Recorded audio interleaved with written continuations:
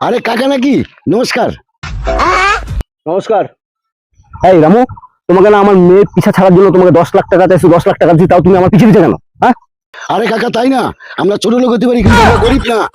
আপনি যে 10 লাখ টাকা দিয়েছেন তার মধ্যে 4টা 500 টাকা নোট ছেঁড়া ছিল, ওই ছেঁড়া নোটটাই আমি আপনার কাছে পাল্টাতে আসছি। ছেঁড়া 4টা নোট পাল্টায় দেন। টাকা কি আমি সাথে নিয়ে ঘুরি নাকি? সন্ধ্যার সময় এসো, পাল্টায় নিয়ে যাও। ও কাকা আরেকটা কথা, এখন আবার কি কথা? আপনি আরো 10,02,000 টাকা রেডি রাখবেন। কেন? ওই যে আপনার ছোট মেয়ে আছে না বিউটি, ওই বিউটির সাথে আমার যে ছোট ভাইয়ের একটু কানেকশন আছে, হয়তো আশা করি কাজটা হয়ে যাবে। তো ওকেও আপনি 10 লাখ দিতে লাগবে, আর আমার 2,000 পাল্টাবো। কারণ দাদা হিসেবে আমার কর্তব্য আপনাকে জানা যাওয়া, আর নাহলে হয়তো আপনি বলবেন তুমি তো আমার কিছু বলো নাই।